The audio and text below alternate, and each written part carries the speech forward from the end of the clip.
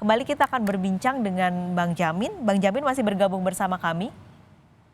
Ya, Mbak, pas sekali sih. Oke, kalau tadi Bang Jamin menyimak, ini sebenarnya penasaran, ini belum terbuka begitu ya. Ini kenapa Anita ini bisa membuka rekening korannya Ricky Rizal?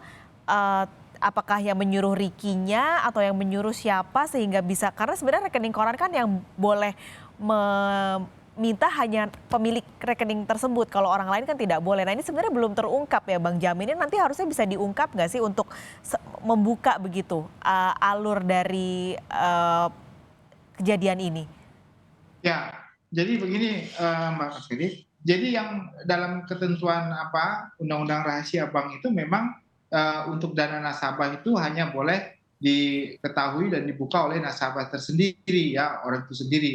Tetapi di situ dikatakan dalam hal proses penyidikan ya, penyidik boleh meminta kepada Bank Indonesia melalui Bank Indonesia atau OJK sekarang ini ya untuk membuka dana nasabah terkait dengan adanya dugaan tindak pidana. Nah, jadi Anita ini melaksanakan perintah terkait dengan permohonan penyidik begitu kalau Hmm. menurut saya ya. Ini pasti karena kalau tidak dari perintah penyidik maka nggak bisa. Jadi bisa penyidik, bisa jaksa penuntut umum, bahkan hakim bisa meminta untuk membuka rekening koran seseorang yang diduga ada kaitannya dengan tindak pidana. Nah, jadi apa yang disampaikan oleh Anita sebagai customer service di BNI, tentu dia nggak boleh melakukan ini tanpa adanya surat perintah membuka rekening tersebut oleh penyidik. Demikian itu prosesnya begitu, Pak. Oke, tapi tadi dia bilang bahwa kalau untuk rekening Yosua tidak dibuka begitu. Sebenarnya perlu nggak sih Bang Jamin kalau memang kejaksaan bisa meminta pihak bank untuk membuka begitu? Perlu nggak kita buka melihat rekening koran dari Yosua juga untuk semakin melengkapkan alat bukti ini? Itu tergantung awalnya tergantung kepada proses penyidikan. Jadi dalam proses penyidikan tersebut, apakah diperlukan terkait adanya dugaan aliran dana, contohnya ya, ada aliran dana dari FS ke Joshua terkait dengan suatu dugaan tindak pidana apa, contohnya tindak pidana terkait judi atau apa yang kita tidak tahu. Nah itu bisa, tapi ini kan kasusnya terkait kasus tentang korban yang pembunuhan. Nah, setelah pembunuhan ada laporan isu yang disampaikan adanya aliran dana yang keluar ya, yang keluar dari rekening Joshua. Padahal orangnya udah mati. Nah, itulah yang disampaikan kalau nggak saya salah itu dari kuasa hukum Joshua sendiri. Dan itu begitu viralnya di media sosial tentang hal ini.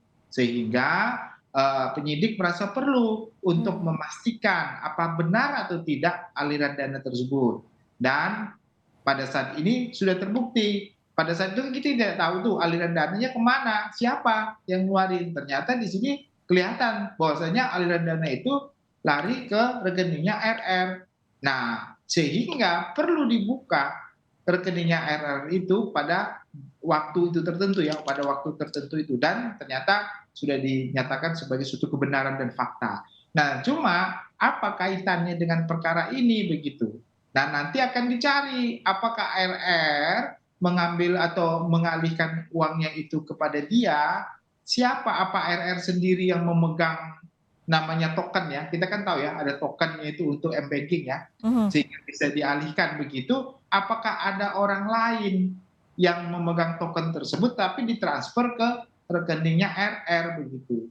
Nah, ini yang harus diteliti. Ya, kalau dugaan kita contohnya kalau rekening itu sebenarnya memang digunakan untuk aktivitas, ya, contohnya aktivitas rumah tangga dari FS atau Ibu PC, tapi pakai nama mereka-mereka ini gitu, contohnya ya, pakai nama mereka-mereka ini kan biasa pakai nama orang karena mereka adalah pekerja ataupun ajudan, mereka pakai rekeningnya, tetapi itu untuk kebutuhan rumah tangga yang megang tokennya itu contohnya bisa FS atau PC, kan bisa aja lalu pindah tangankan begitu. Jadi pemilik rekening dengan orang yang mengoperasionalkan rekening bisa beda begitu, asalkan mereka memiliki tahu tentang PIN-nya gitu, PIN m-bankingnya begitu. Itu bisa terjadi, Mbak.